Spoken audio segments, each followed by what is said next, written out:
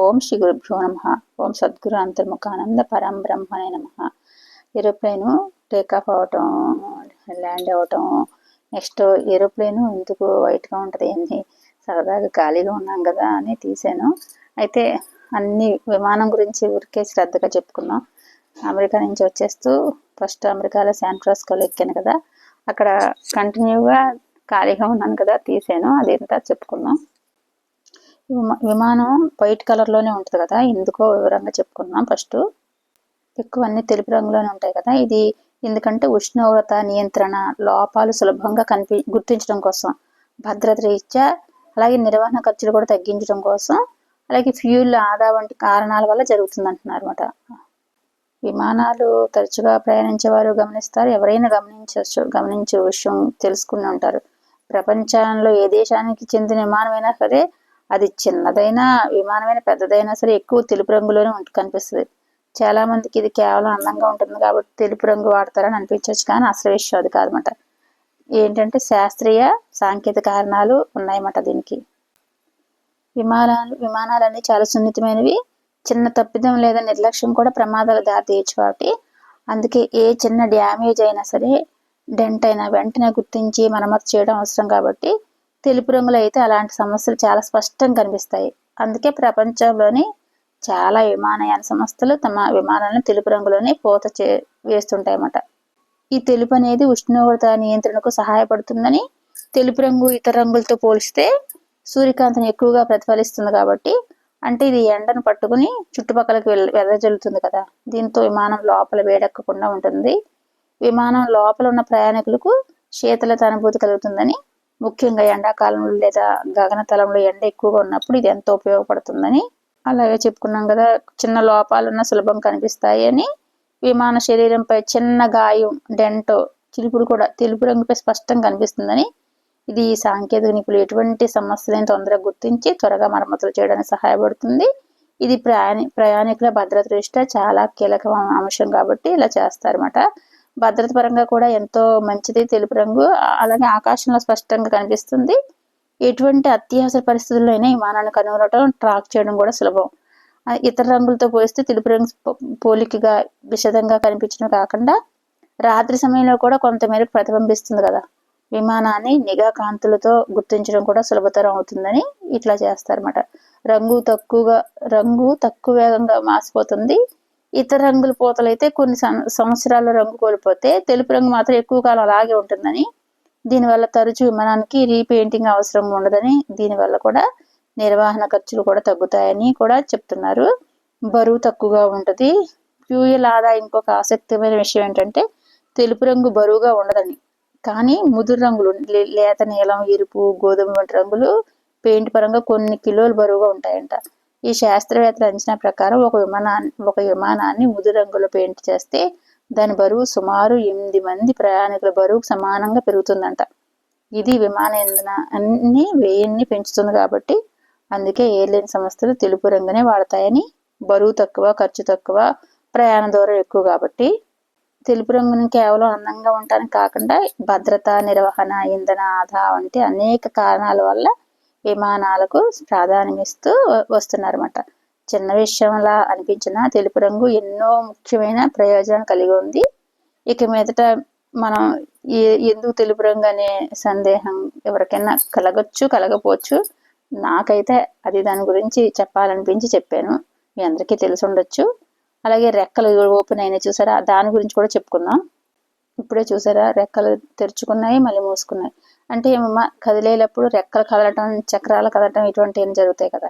విమానం takeoff, landing సమయాల్లో దాని రెక్కలు వంగటం, చక్రాలు లోపలికి వెళ్ళటం వంటివి విమాన భద్రత, సమర్థత కోసం ప్రత్యేకంగా ఇంజనీరింగ్ చేసిన ప్రక్రియ అన్నమాట. విమానం భూమిపై పరిగెత్తటం, గాల్లో లేచే విధానం గురించి ఇక్కడ చెప్పుకుంటున్నమాట. అంటే ఫస్ట్ భూమి మీద స్పీడ్గా నడుచుకుంటూ రన్నింగ్ చేస్తుంది కదా, తర్వాత పైకి ఎత్తుతుంది. ఎందుకంటే పరిగెత్తడం అనేది విమానాశ్రయంలో రన్వే వరకు విమానం తన ఇంజిన్ల సహాయంతో నెమ్మదిగా కదలటాన్ని ట్యాక్సీయింగ్ అంటారన్నమాట. అలా ఎంతసేపు నుంచో వీడియో అలా తీస్తానే ఉన్నాను, కొంచెం చాలా కట్ చేస్తాను. అట్లా చాలాసేపు ఇక్కడ ఇంజిన్లు ముందుకు నెట్టే శక్తిని ఇస్తాయన్నమాట. అట్లా చేస్తాం వల్ల ఇంజిన్లకి ముందుకు నెట్టే శక్తిని వాటికి ప్రిపేర్ చేస్తాయన్నమాట. టేక్ ఆఫ్ రన్ అంటే రన్వే చేరుకున్నాక విమానం గాల్లో లేవడానికి అవసరమైన వేగాన్ని గంటకు 250-280 కిలోమీటర్లు అందుకోవడానికి ఇంజిన్లు ఫుల్ పవర్ ఇస్తాయన్నమాట. అప్పుడు విమానం వేగంగా రన్వే మీద పరిగెడుతుంది అనమాట. అట్లా చేస్తాం వల్ల పరిగెడుతుంది అనమాట. విమానం గాల్లో లేవగానే చక్రాలు కదులుతాయి అన్నమాట. విమానం గాల్లో లేవగానే పైలట్ ల్యాండింగ్ గేరును ఆపరేట్ చేస్తారు. చక్రాలు విమానం లోపలి భాగానికి లేదా రెక్కల కిందికి మడుచుకుని పోతాయి అన్నమాట. చక్రాలు విమానం లోపల భాగానికి, చక్రాలు అప్పటివరకు రన్ చేసినాయి కదా, లోపల భాగానికి రెక్కల కిందికి ముడుచుకుపోతాయి అన్నమాట. దీనివల్ల గాలి వల్ల ఎదురయ్యే ప్రతిఘటన తగ్గిపోయి విమానం వేగంగా తక్కువ ఇంధనంతో ప్రయాణించడానికి వీలవుతుంది అన్నమాట. ఇంధనం తక్కువ అయితే గాలిలో విమానం రెక్కలు కదలటం ఎందుకంటే విమానం గాల్లో ఉన్నప్పుడు దాని రెక్కలు ఊగినట్లు వంగినట్లు కనబడతాయి కాబట్టి ఇది విమానం బలహీనంగా ఉండటం వల్ల కాదు, సహజమైన నిర్మాణం అన్నమాట. ఆధునిక విమానాల రెక్కలను కార్బన్ ఫైబరు, అల్యూమినియం వంటి తేలికైన సాగే గుణం ఉన్న పదార్థాలతో తయారు చేస్తారు. ఏంటది? కార్బన్ ఫైబరు, అల్యూమినియం వంటి తేలికైన సాగే గుణం ఉన్న పదార్థాలతో తయారు చేస్తారన్నమాట. ఈ ప్రెజరు అంటే గాలిలో ప్రెజర్ ఎక్కువగా ఉన్నప్పుడు లేదా గాలి అల్లకల్లోలంగా ఉన్నప్పుడు రెక్కలు 5 నుండి 8 మీటర్ల వరకు పైకి కదలగలవు అన్నమాట. దీనివల్ల ప్రయోజనం ఏంటంటే రెక్కలు వంగటం వల్ల ఒత్తిడి అంతా ఒకే చోట ఆగిపోకుండా రెక్కలంతా సమానంగా పంచుకుంటాయి అన్నమాట. ఇది విమానాన్ని సురక్షితంగా ఉంచుతుంది. ఇట్లా విమాన రెక్కలు ఎందుకు వంగుతాయి, ఎంత బలంగా నిర్మించబడతాయో అని స్పష్టంగా అర్థం చేసుకుంటారని వివరంగా చెప్పాను. అలాగే ల్యాండింగ్ సమయంలో కూడా చక్రాలు కదులుతాయి కదా. గమ్యస్థానం చేరుతున్న తర్వాత కూడా విమానం రన్వేను తాకటానికి కొద్ది క్షణాల ముందు ఏంటంటే పైలట్లు చక్రాలను బయట తీస్తారన్నమాట. ఇట్లా ఒక రన్వేను తాకటానికి కొద్ది క్షణాల ముందు పైలట్లు చక్రాలను బయట తీస్తారు అనుకున్నాం కదా. ఇట్లా ఒక హైడ్రాలిక్ సిస్టమ్ ద్వారా చక్రాలు బయటకు వచ్చి లాక్ పడిపోతాయి అన్నమాట. ఈ చక్రాలు రన్వేని తాకేటప్పుడు కలిగే భారీ ఒత్తిడిని వైబ్రేషన్ చక్రాలకు ఉండే ఆయిల్ రాస్తారన్నమాట. నైట్రోజన్ షాక్ అబ్జార్బర్స్ అని గ్రహిస్తాయన్నమాట. వాటిని విమానం ల్యాండింగ్ గేర్ చక్రాలు ఎలా పనిచేస్తాయి అని ఇప్పుడు దీనివల్ల మనకు ఒక ఐడియా వస్తుందని చెప్పాను అనమాట. ఇంకా విమానం ప్రయాణించే సమయంలో సీట్ బెల్ట్ ధరించడం గురించి దాని గురించి వివరంగా చెప్పుకున్నాం. అనేది కేవలం టేక్ ఆఫ్ మరియు ల్యాండింగ్ కోసం మాత్రం కాదు, విమానం కదిలేటప్పుడు మరియు గాలి ఎగిరేటప్పుడు సీట్ బెల్ట్ ఎందుకు పెట్టుకోవాలో ఇక్కడ చెప్పుకున్నాం.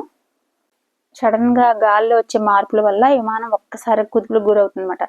అట్లనే మధ్యలో పైన 5000 కిలోమీటర్ల పైకి వెళ్ళే కూడా మధ్యలో ఒకసారి కదిలిపోయింది, అందరూ సీట్ బెల్ట్ పెట్టుకోండి అని వార్నింగ్ ఇచ్చారన్నమాట. అంటే అట్లా గాల్లో వచ్చే మార్పుల వల్ల అలా కుదుపులకు గురవుతుంది అనమాట.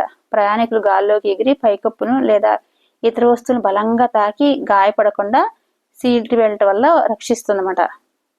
అలాగే సురక్షితమైన ల్యాండింగ్ అప్పుడు కూడా ఏంటంటే ఈ విమానం భూమిని విడిచేటప్పుడు అలాగే ల్యాండ్ అయ్యేటప్పుడు కూడా ఎక్కువ ఒత్తిడి వేగం ఉంటాయి కాబట్టి ఎలాంటి అత్యవసర పరిస్థితుల్లో అయినా ప్రయాణికులు తమ స్థానంలోనే సురక్షితంగా ఉండటానికి ఇది ఉపయోగపడుతుంది అనమాట. పైకి వెళ్ళాక గాలి ఒత్తిడి వల్ల అలాగే అవుతుంది, ల్యాండింగ్ అప్పుడు టేక్ ఆఫ్ అప్పుడు కూడా అలాగే అవుతుంది అనమాట. ఈ అకస్మాత్తుగా బ్రేక్ వేసి వచ్చినప్పుడు కూడా విమానం వేగం తగ్గినప్పుడు ముందుకు పడిపోకుండా ఇతరులపై పడకుండా ఉంటుందన్నమాట దీనివల్ల. అలాగే విమానాల ప్రయాణాల్లో కూడా రకరకాలు ఉంటాయి అన్నమాట. విమాన తరగతులు ఎకానమీ అని, ప్రీమియం ఎకానమీ అని, బిజినెస్ క్లాస్ అని, ఫస్ట్ క్లాస్ అని, ఇటువంటి రకాల సౌకర్యాలు బట్టి టికెట్ బట్టి ఉంటాయి అన్నమాట. ముందు వైపు అంతా బిజినెస్, అది కాస్ట్లీ ఉంటుంది. అలాగే లగేజ్ పరిమితులు కూడా సాధారణంగా దేశీయ ప్రయాణాల్లో అయితే 15 కేజీల వరకు చెక్ ఇన్ లగేజ్ మరియు 7 కేజీల వరకు హ్యాండ్ బ్యాగేజ్ అనుమతిస్తారు. విదేశీ ప్రయాణాలకైతే పరిమితులు ఎక్కువగా తీసుకెళ్ళచ్చు. 25 కిలోస్ సూట్ కేసు, 7 కిలోస్ చిన్నది, నెక్స్ట్ తగిలించుకునేది మనం ఏదో ఒకటి పెట్టుకోవచ్చు అక్కడ. దాంట్లో కూడా ఛార్జర్లో అన్ని దాంట్లో పెట్టకూడదు కదా, అందుకని దీంట్లో పెట్టుకుంటాం. అలాగే విమానాల్లో లగేజ్ మనం ఎక్కడ పెడతారు, మనం తీసుకుంటారు సరే, విమానంలో ఎక్కడ పెడతారు తెలుసుకోవాలి కదా. మనం తీసుకెళ్లే క్యారీ ఆన్ లేదా హ్యాండ్ బ్యాగులను ప్రయాణికులు సీట్లకు పైన ఉండే ఓవర్ హెడ్ కంపార్ట్మెంట్లో సీట్ కింద ఉంచుకుంటాం. సీట్ కింద కూడా వద్దంటారు, పైనే పెట్టుకోమంటారు. అలాగే చెక్ ఇన్ చేసిన పెద్ద సూట్ కేసులు బ్యాగులు కూడా విమానం అడుగు భాగంలో ఉండే కార్గో లేదా లగేజ్ హోల్డ్లో సిబ్బంది భద్రపరుస్తారన్నమాట. అలాగే ఈ విమానం రెక్కల గురించి కూడా విపులంగా చెప్పుకున్నాం. ఈ విమానం బరువును గాల్లో నిలబెట్టడానికి, అలాగే దిశను మార్చడానికి మరియు సమతుల్యతను కాపాడటానికి ఉపయోగపడతాయన్నమాట. వీటి పనితీరు, నిర్మాణం గురించి మనం ఎంత చెప్పుకున్నా తక్కువ. దానివల్లే మాట విమానం రెక్కల నిలువు కోతను చూస్తూ కూడా అవి పైన ఉబ్బెత్తుగాను కింద చదునుగాను ఉంటాయన్నమాట. ఒక ప్రత్యేక ఆకారాన్ని ఎయిర్ ఫాయిల్ అంటారన్నమాట దీన్ని. ఈ ఇంధన నిల్వ అంటే చాలా విమానాల్లో ఇంజిన్లకు అవసరమైన ఇంధనాన్ని రెక్కల లోపల భాగంలోనే నిల్వ చేస్తారన్నమాట. అంటే రెక్కల చివర పైకి వంగి ఉండే భాగాలను వింగ్లెట్స్ అంటారన్నమాట. ఇవి గాలి వల్ల కలిగే ప్రతిఘటనను తగ్గించి ఇంధనాన్ని ఆదా చేస్తాయన్నమాట.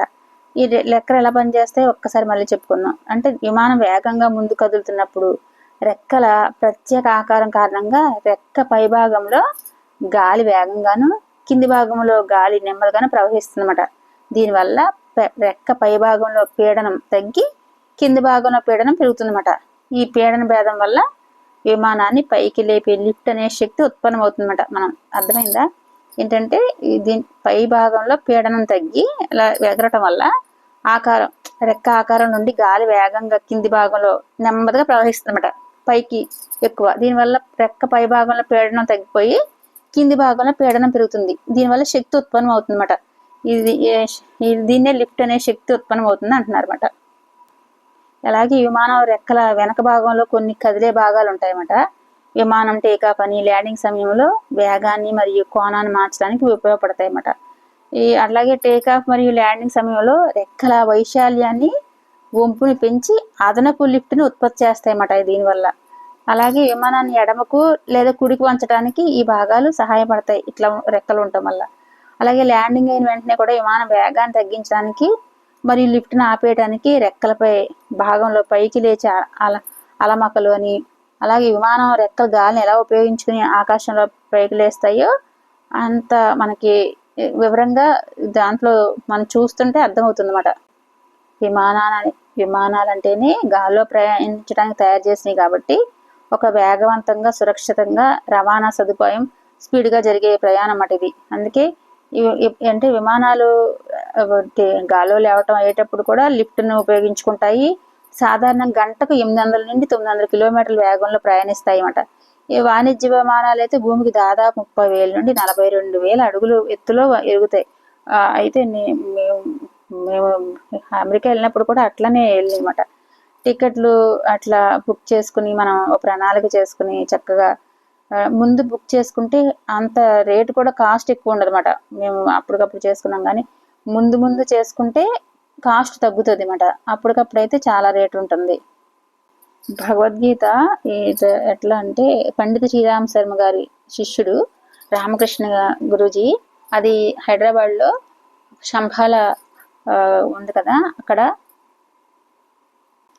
ఆ శంభాల నిర్మాణానికి ఆ పండిత శ్రీరామ్ శర్మ గారు శిష్యుడు కెమిస్ట్రీ లెక్చరర్ అన్నమాట. ఆయన రామకృష్ణ గురువు గారని, ఆయన గుంటూరు అయింది కెమిస్ట్రీ లెక్చరర్. అయితే ఆయనకి నేను ఎప్పుడు కాదు ఒక 16 years బ్యాక్ ఆయన భగవద్గీత విన్నాను. ఆ విన్నాక అసలు ఒకసారి చెప్పారు, మనకి అది వరకు తపస్సు చేస్తే 1000 సంవత్సరాలు తపస్సు చేస్తే గాల్లో ఎగిరే ఇది వచ్చేది. 1000 సంవత్సరాలు తపస్సు చేస్తే మనుషులు దూరం నుంచి మనుషులు కూడా చూసుకునేవారు అనేవారు. ఆ శక్తి వచ్చేదంట 1000 సంవత్సరాలు తపస్సు చేస్తే. మన అదృష్టవంతులు మన డబ్బులు కొంచెం కష్టపడి సంపాదించుకుంటే ఈ దేశాలు దాటి, ఎన్ని సముద్రాలు దాటి ఎగిరి వెళ్ళిపోతున్నాం. అంటే అంత తపశక్తి మనకి వాళ్ళ దారబోసినట్టే కదా. అట్లనే మనం సెల్లో ఇప్పుడు వీడియో కాల్ చేస్తే ఎక్కడున్న వాళ్ళు డైరెక్ట్గా చూసుకుంటున్నాం. సెల్ లేకుండా ఇప్పుడు ఎవరు బతకట్లేకపోతున్నాం కూడా. అది వరకు మనం 1000 సంవత్సరాలు తపస్సు చేస్తే ఆ దూరంగా ఉన్న వాళ్ళని చూడటానికి అలా చూసే శక్తి వచ్చేదన్నమాట. అంత తపశ్శక్తి మనకి ఈ యుగంలో మనం అన్నీ అనుభవిస్తున్నాం అన్నమాట. అంత మనం ఎంతో ఇంకా మంచి దానివల్ల మనం ఉపయోగించుకుని టైం కలిసి వచ్చేటట్టు చేసుకుని మనం ఇంకా మంచి పనులు చేస్తానికి ఉపయోగించుకోవాలన్నమాట. ఇది చూసారా, విమానం అలా గాల్లో ఎగురుతున్నప్పుడు అసలు కిందకు చూస్తే ఎంత మంచి అనుభూతి అన్నమాట. అందులోకి ఫ్లైట్ ఖాళీగా ఉంది కదా, నా ప్లేస్ అంతా నాదే. ముందు కూర్చుంటున్నాను, కూర్చోవి వెనక కూర్చుంటున్నాను, అంతా తిరిగి పడుకుంటున్నాను, అట్లా చేసుకున్నాను. ఆ పైనుంచి వస్తే ఎంత బాగుందో చూసారా. అట్లా ఆకాశం ఒక అద్భుతమైన అనుభూతిని కలిగించింది అన్నమాట. ఆ భూమిపై నుంచి వస్తే నీలంగా కనిపించే ఆకాశం విమానం ఎగిరే ఎత్తులో 30,000 40,000 అడుగులు పైనే వెళ్ళింది కదా, మైనస్ కూడా వెళ్ళింది, -50,000 5,000 ఇది అడుగులు కూడా, అడుగులు చెప్తున్నాం, మైనస్ లో కూడా వెళ్ళింది అనమాట. అట్లా ప్రకాశవంతమైన ముదురు నీలం రంగులోకి మారుతుంది అనమాట. అట్లా మనం కింద నుంచి చూస్తే నీలంగా కనిపించే ఆకాశం ప్రకాశవంతమైన ముదురు నీలం రంగులో, చూసారా, నీలం రంగులోకి మారుతుంది అనమాట. ఇక్కడ గాలి పలచగా ఉంటుంది అనమాట. అక్కడ ఉష్ణోగ్రతలు కూడా చాలా తక్కువగా ఉంటాయని చెప్తున్నారు. సూర్యకాంతి నేరుగా పడటం వల్ల బయట అంతరిక్షం లాగా ఆకాశం నల్లగా కూడా కనిపించింది. అసలు మామూలుగా లేదన్నమాట, అద్భుతంగా ఉంది. విమానం గాల్లో ఉన్నప్పుడు ఆకాశం ఎంతో అద్భుతమైన విషయాలు చూస్తూ మళ్ళీ రోడ్డుని చూస్తూ చాలా కింద టేకాఫ్ అయినప్పుడు రోడ్డుని చూస్తూ చాలా హ్యాపీని అనుభవించాను నేను. అంటే సాధారణ విమానాలు అయితే భూమికి 10 కిలోమీటర్లు 30 అడుగుల కంటే ఎక్కువ అంతే ఎత్తులో ఎగురుతాయన్నమాట. ఈ పెద్దవి కదా ఎమిరేట్స్, ఈ ప్రపంచవ్యాప్తంగా తిరిగాయి కాబట్టి ఇది కింద భాగం అంతా దూది పీచలాంటి తెల్లటి మేఘాలని మనం అలా కనిపించినాయి అన్నమాట. వాటిపైన ప్రకాశవంతమైన సూర్యుడు అన్ని కనిపిస్తున్నాయి అన్నమాట. భూమి మీద వర్షాలు తుఫాన్లు ఉన్నప్పుడు కూడా ఆ ఎత్తులో మాత్రం ఆ ప్రకాశవంతంగా ఎట్లనో ఎంతో ప్రశాంతంగా ఉన్నట్టు, కింద ఏం జరుగుతుందో మనకు కానీ అక్కడ చాలా ప్రశాంతంగా ఉన్నమాట.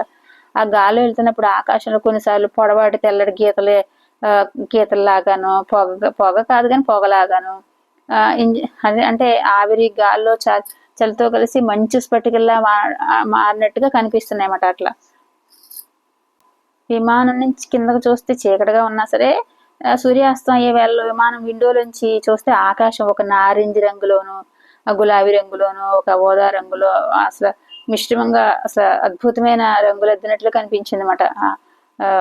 అలాగే మళ్ళీ రెక్కల మీద పడినప్పుడు ఫోకస్ వచ్చి చాలా అందంగా ఉంది. అలాగే రాత్రి వేళ అయితే చీకటిగా కింద లోపల బయటకు చూస్తే చీకటి అన్నమాట. ఆకాశం చాలా చీకటి కనిపించింది. ఆ చీకట్లోనే మిలుకుమన్నట్టు మేఘాలు లేనప్పుడు చీకట్లోనే మిలుకుమనే నక్షత్రాలు స్పష్టంగా ప్రకాశంగా కనిపించాయన్నమాట. చంద్రుడు కూడా చాలా దగ్గరగా ఉన్నట్టు అన్ని చక్కగా కనిపిస్తున్నాయి అన్నమాట. ఇదంతా నేను ఒక 20 నిమిషాలు అలా వీడియో తీస్తూనే ఉన్నాను. అట్లా మధ్య మధ్యలో తీసుకోవడం అట్లా చూసారా, అదంతా మళ్ళీ టేకాఫ్ అయ్యే వరకు అలా తీస్తూనే ఉన్నాను అనమాట. ఓం శ్రీ గురుభ్యో నమః. సర్వం శ్రీకృష్ణార్పణమస్తు. ఇదంతా ఒక విమానం గురించి ఒక అవగాహన కోసం నేను తెలుసుకుంటూ మీకు కూడా దీంట్లో పెట్టాను. వినగలనాళ్ళు వినండి. ఓం శ్రీ గురుభ్యో సర్వం శ్రీకృష్ణార్పణమస్తు. చూడండి, టేకాఫ్ అయ్యాము. తర్వాత ఇంకా ఉంది వీడియో. నేను మరి అసలు చాలా బాగుందన్నమాట పైనుంచి. అందుకని ఇదేంత డిలీట్ చేయబుద్ధి అవ్వట్లేదు. అందుకని చూడండి, ఎగిరిపోతుంది కదా, ఎగిరిపోతున్నప్పుడు కింద సముద్రం చూడండి ఎంత తిక్కగా నీలంగా కనిపిస్తుందో. అవన్నీ ఒక్కసారి ఎలా చూడండి. కింద టేకాఫ్ నుంచి కింద నుంచి మళ్ళీ బయలుదేరుతుంది కదా ఇక్కడ, అదిగో చాలా బాగుంటుంది చూడండి. అదిగో అంతా అక్కడ, అదిగో చూసారా, కింద రోడ్లు అన్నీ కనిపిస్తున్నాయి. అందుకే ఇంకా ఇక్కడ విమానాల రకాలు కూడా చెప్పేసుకుందాం మనం, చూస్తూ సరిపోద్ది. ఈ ప్రయాణికుల యొక్క విమానాల గురించి ఒకసారి చెప్పుకుందాం. దీంట్లో చిన్న విమానాలు ఉంటాయి, పెద్ద విమానాలు ఉంటాయి. తక్కువ దూరాలు ప్రయాణించడానికేమో తక్కువ మంది ప్రయాణికులకి అనుకూలంగా ఉంటాయి. అలాగే హెలికాప్టర్లు వేరుగా ఉంటాయి.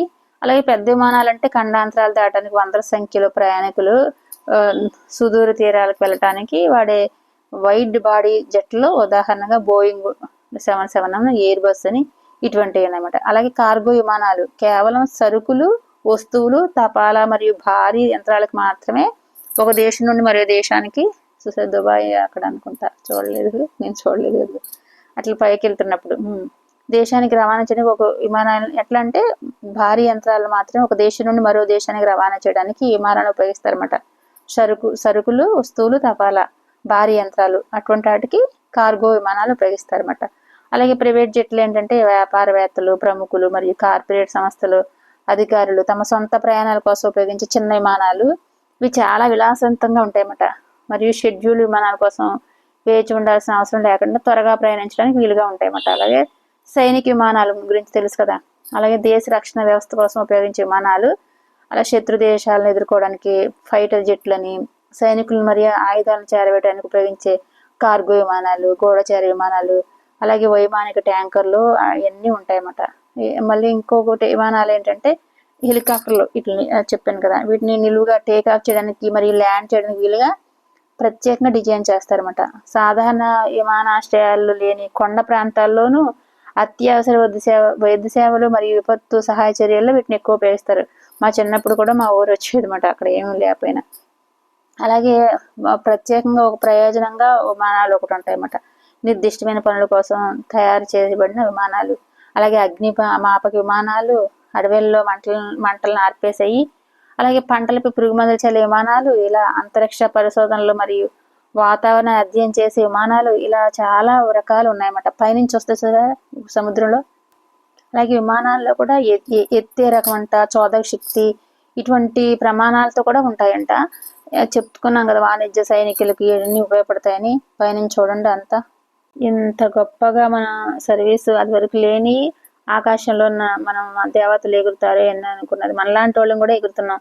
ఆ సప్త సముద్రాలు దాటి వెళ్ళగలిగానంటే ఈ ఏరోప్లేన్ వల్లేమాట. అసలు ఈ ఏరోప్లేన్లు కనిపెట్టింది ఎవరో కూడా ఒక్కసారి చెప్పుకున్నాం. ఇది 1903 నాటి రైట్ ఫ్లైయర్తో మొదలైన రైట్ సోదరుల విమానావిష్కరణ మనం ప్రపంచాన్ని మార్చేసిందన్నమాట. 1900 ప్రారంభంలో తొలి విమానాలు గాల్లోకి ఎగిరిన వెంటనే కూడా ఈ కొత్త ప్రపంచం ఎలా ఉంటుందో ఊహించడం మొదలైందన్నమాట. ఈ రైట్ సోదరుల గురించి మనం చాలా కొంతమంది తెలిసి ఉంటుంది, కానీ అసలు వాళ్ళు ఎవరు ఏం చేసేవారు కూడా ఒక్కసారి చెప్పుకుందాం. ఈ విల్బర్ మరియు ఓర్విల్ రైట్ అనే సోదరులు విమానాన్ని కనుగొనడం అమెరికా చరిత్రలోని గొప్ప గాథల్లో ఒకటిమాట.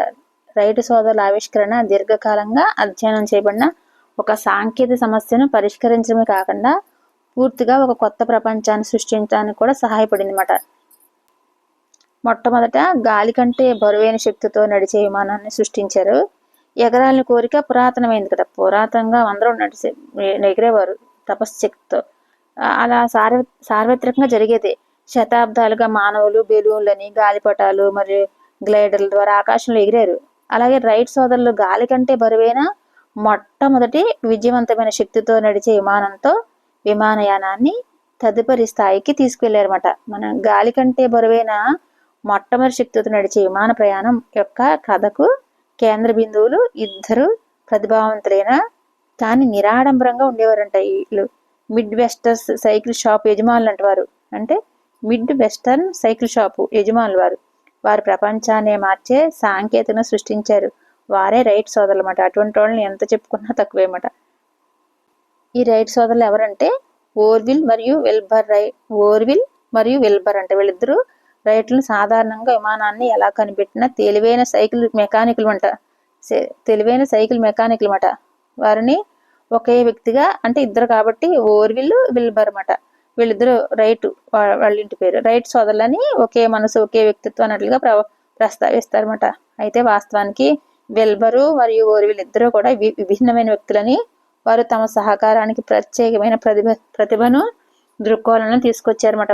వాళ్ళ వల్లే మనం ఇలా ఇంత ప్రయాణాలు ఇలా చేస్తున్నాం, విదేశాలకు వెళ్ళగలుగుతున్నాం అంటే వాళ్ళ వల్లే. ఇప్పుడు ఎక్కడికన్నా టూర్లు వెళ్ళాలన్నా మనం ఈజీగా ఫ్లైట్లు బుక్ చేసుకుని వెళ్ళిపోతున్నాం అంటే వాళ్ళ వల్ల అన్నమాట.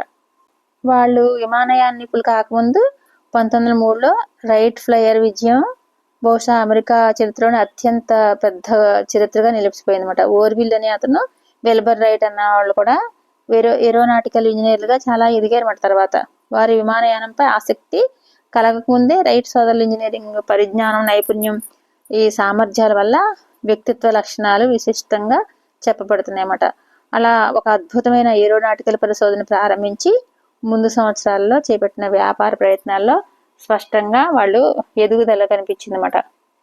ఎంతో మంది విఫలమైన చోట కూడా వారు ఎంతో విజయం సాధించారు. వ్యక్తిత్వం మంచిగా ఉంది, అలాగే ఒక పరిశోధనలు కూడా ఒక నైపుణ్యంతో ఉన్నాయన్నమాట.